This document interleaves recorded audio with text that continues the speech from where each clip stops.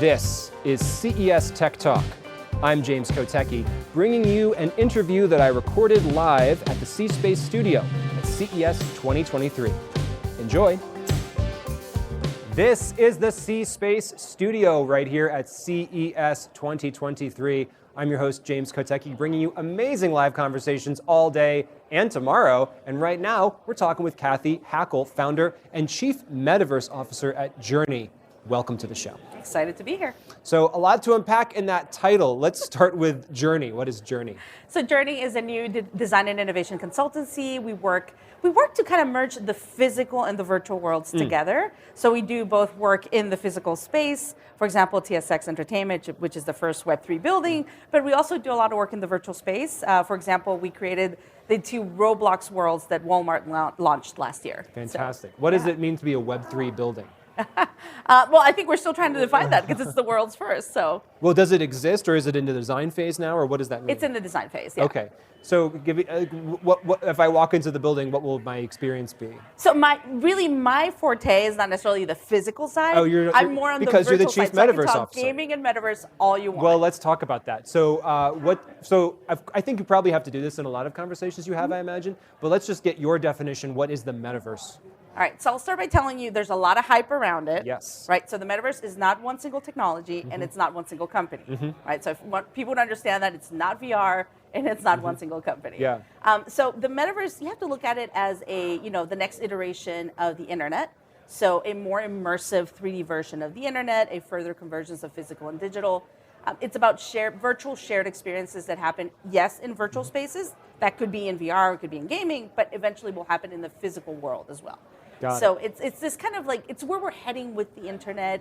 I mean, we're all still trying to define it. That's the thing, we're all building it. Yeah. People think it's already here, and the reality is like, no, it's going to take 5, 10, even more years to get there. Do you like the term metaverse? I mean, it's obviously in your title, but do you find it's more useful than it is confusing, or are there both, right? I'm of two minds. I mean, there's a lot of skepticism, and rightfully so, right? Because it's an interesting term, comes from sci-fi, like Neil Stephenson's Snow Crash.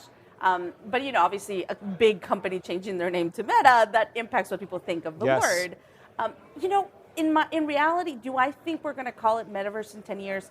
I don't think so, right? We don't say I'm going to go to the internet superhighway anymore or anything. I don't go to the cyber cafe. Let's put it that way. Yeah. So I think we're trying to describe what the future of the internet means, and that's the word we're using right now. I think we're all trying to make sense of it. I think my biggest thing is for people to understand it's not here yet. And then I'm not really interested in defining it as much as helping to build it. Yeah. Right? Well, let's talk about some of those specific examples of things that actually do exist, and maybe they don't represent the metaverse per se, but they point the way, right? Yeah. So let's talk about the Roblox experiences. And for those who don't know, my 8-year-old son watching, he certainly knows what it's all about. Roblox, super popular. It's this virtual world where you can go and you can play games, you can create your own games, you can have experiences, create experiences.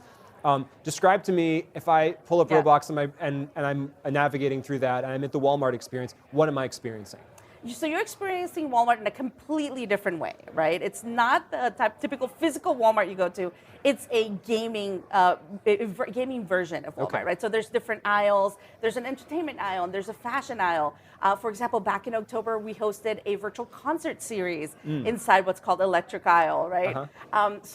It's about experiencing the brand in different ways and engaging with new audiences, right? Because this is how I feel about it. I feel like gaming is the new mall, right? The teenagers used to go to the mall, when we were growing up, probably went to the mall. I think gaming is the new mall. So these younger generations, I wouldn't even say it's like Gen Z, but more Gen Alpha, which is 12-year-olds and still being born. So my kids are Gen Alpha as well. Yeah. They're all in these gaming spaces. They're socializing. They're building. For example, a lot of them develop and build their own experiences. Roblox allows you to do that. It's this moment of creation that's happening. That's where they're socializing. This is their new mall. This is their new social network. And a lot of us, parents, we spend a lot of money on these platforms, right? My kids, for example, for the holidays, they didn't want cash. Like they were like, I want Roblox gift cards. Yes. So. And so How long has this Walmart activation existed? What have you learned through that experience? Yeah, it's gotten, I mean, I haven't checked lately, but it's gotten more than 7 million visits. And it's been really, people have been really engaged. For example, for the holidays, we kind of refreshed it and included snow and did a few things. So it's been around since September. We launched 2 experiences, Walmart Land and then Universe of Play, both at the same time in Roblox for Walmart. And they're still, they're still active and open, and it's really exciting to see like the younger generation and gamers and players engage with brands in totally different ways. And what do you think is so compelling about visiting a brand that I know in real life in the virtual world? Because obviously in the virtual world, I could be visiting a castle and fighting a dragon. You could imagine any kind of thing you want. Why does it work? Obviously it works, but why does it work to have something that's kind of like an everyday thing that I go to, Walmart, but in this fantastical world? Why do someone might look at that and think, why do I want to go to Walmart when I'm playing a game, right? But obviously they do. I'm just curious why. Well, I think it's about the experience. And I think for a lot of these brands that are going into these gaming spaces, it's about engaging with these new, with the consumers, not consumers, I don't like that word, with the audiences of the future, right? The people that are going to make those decisions, that are going to ask their parents to buy something, or that eventually are going to be the ones buying there, right? So it's about engaging with them. I was listening to someone speak yesterday, and they were like, if you're not in these platforms right now as a brand, you might not be relevant in 5 to 10 years because those consumers are going to be like, I've never heard of this brand. So I think there's something really interesting there. I also think that the younger generation, they're in these spaces, socializing, creating, building their houses, fitting their avatars. You almost have to think about, and I make this idea and this concept of direct to avatar becoming the next direct to consumer, right? Where you're starting to see like what they're putting on their avatars, how they're outfitting themselves. It's impacting. I do a lot of work in the fashion space, and I'll give you an example. I wholeheartedly believe that the world's next Coco Chanel is probably a 10-year-old girl in Roblox designing skins. Wow. And what is that? I guess this is a philosophical question, but what does it mean for the future of fashion when I can change not only my clothes, but I can change my skin, I can change, my body, I can change whether I have wings or scales or anything else that I want. I think that the opportunities and the possibilities, and really just philosophically what it means to think about this stuff, it's almost hard to grapple with. Yeah, I think it is, but I think for younger generations, like the way they show up in these spaces is equally as important to them as it is how they show up in the physical world. Yeah. So yeah, I think from a fashion perspective, it's evolving. Gaming's already, you're already creating culture in the gaming space. Like that is, that's something we cannot debate. But so that culture is impacting fashion. You already have, for example, Forever 21 doing a collection that is linked to what they were seeing people buy in Roblox. Wow. Right. So physical and virtual are starting to impact things. And I think for a lot of the older generation and a lot of the people at this conference is changing the chip a little bit and understanding that for this younger generation, what happens in the virtual space, just because it happens in the virtual space, does not make it less real. It's not the real world in the virtual world. It's the physical world in the virtual world. They're equally important to them and equally real. There may be people here at CES or around the world watching this who are like, I got to get involved in this, but I don't even know where to start. How do you recommend to people to start navigating this world, even just as an individual? Where do they even start? Yeah, I mean, there's a lot written out there and a lot of hype, of course. But I think there's great resources. I will tell you, I do have a book coming out called Into the Metaverse, the essential business guide to the opportunities of Web3. So that's a great resource. I mean, LinkedIn has LinkedIn learning courses. There's a lot of, there's even a free Coursera course that was created by Meta, but it's available out there. So I think this space is moving really fast. But trying to understand what are the different players doing, not trying to define the metaverse, like I said, but trying to understand it, trying to educate yourself, and trying to see what you're going to build in this new era. And should I spend more time playing Roblox with my kids? Like, should I get them to teach me? 100%. One of the biggest things I've seen is when I have CEOs, and I'll be like, okay, this is what the metaverse is. It's not gaming necessarily, but gaming is the on-ramp.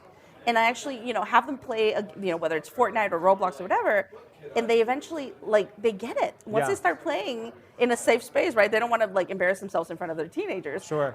But if they start playing, they get it. They're like, oh, this is what's going on. And I advise anyone, sit down with your kids, play with them. Also, sit down with them and build worlds in this space. And, I always say in the metaverse, we're all world builders and now is our time to build, we can build anything. I believe you also host a Metaverse podcast. Is that right? We like to get people plenty of it. This is a branding advertising space at CES. We like to give people opportunities to plug their stuff. Tell us the title of the podcast, and is there a question about the metaverse you think I should be asking other people when they come to see me at the C-Space studio? Yeah, so I do have a podcast. It's called Metaverse Marketing. It's part of the Adweek podcast network. We were just recently nominated for a Signal Award, so we're very happy about that. And yeah, it's a highly produced podcast. It's more of an audio documentary about the future, about the metaverse. We talk a lot about fashion and sports and fandom and all sorts of things. But as far as what question you should ask, I think you should ask people, are they skeptical or are they excited? And I think that'll kind of give you an idea of like where they stand, because I feel like there's so much hype and just miscommunication about what it could be, right? It's not here yet, and it's not just VR. It's not just VR, but how big of a component will VR play in the coming years? I mean, we talk about gaming. That's something I can obviously just access from a laptop screen, a phone. I don't need any kind of super specialized equipment to do it. But what role do you actually think VR is going to play? Do you think in 5 years, 10 years, that's going to be the dominant way that we access this stuff? Still no, you're shaking your head. No. To me, the metaverse is enabled by many different technologies. AR, VR, our mobile phones, 5G, cloud computing, AI. Just throw any term out there. That's an enabling technology for the metaverse. Like, do I think we're going to be wearing VR headsets all day and get, Ready Player One style and be spending hours there? No, I think we're going to choose to do full immersion when it is the right moment. I think it's going to be more about really interesting wearables. Like, we're still going to use our mobile phones. We might still use our computers, but eventually it might be glasses. Whatever Apple brings to market, we'll have to see. Cathy Hackl of Journey, Chief Metaverse Officer, thanks so much for joining us here on the show. Thank you, and I'll see you in the metaverse. Well, I hope you enjoyed that live conversation from CES 2023. Look up the CES C-Space Studio for more conversations like that, and get even more CES at ces.tech. That's ces.tech. And of course, please subscribe to this podcast so you don't miss a moment. I'm James Kotecki, talking tech on CES Tech Talk.